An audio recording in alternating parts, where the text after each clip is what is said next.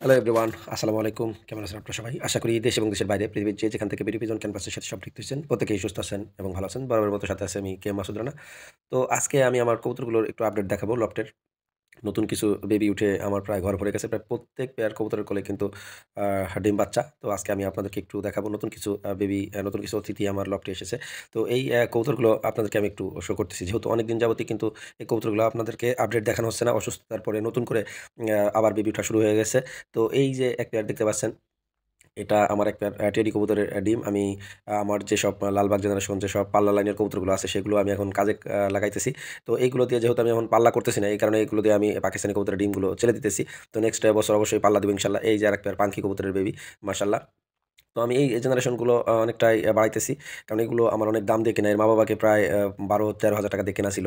তো মাশাআল্লাহ এই বেবি দুটো বড় হয়ে গেছে। তো এখন টাকার কথাটা নাই বললাম। আসলে কবুতর ভালো কবুতর কিনতে গেলে আপনার টাকা খরচ করতেই হবে। তো এখানে একটা ডিম আছে, কামাগারের ডিম আমি ছেড়ে দিয়েছিলাম মাশাআল্লাহ।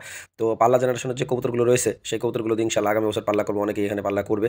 এই যে দেখেন ৩ টা বেবি আমি ছেড়ে দিয়েছি। মাশাআল্লাহ এটা আমার লালবাগ জেনারেশনের বেবি। তো এই বেবিগুলো আমি কিন্তু ঘরে রেখে দিতেছি। আমার ১০ পেয়ার কবুতর দিয়ে এখন প্রায় ৪০ পেয়ার কবুতর আমার ঘরে হয়ে গিয়েছে।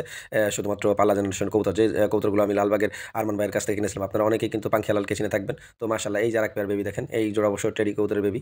মাশাআল্লাহ। তো এই জোড়াও কিন্তু বেশ বড় হয়ে গেছে। অনেকগুলো কবুতর এখন হয়ে গেছে আমার। আগে কিন্তু আমি মাত্র ৭-৮ পেয়ার কবুতর নিয়ে শুরু করেছিলাম। যেহেতু আমার ঢাকাতে ছাদ থেকে প্রায় ১০০ পিস কবুতর চুরি হয়ে যায়। ফ্লাইং এর বা ব্রিডিং এর সব কবুতর চুরি হয়ে গিয়েছিল। তারপরে কিন্তু আমি সব কবুতরগুলো নিয়ে বাড়িতে চলে যাই। এই যে আমার একটা টেডি কবুতরের বেবি। এই পেয়ার কিন্তু টেডি কবুতরের বেবি। আমি এগুলো ছেড়ে দিয়েছিলাম।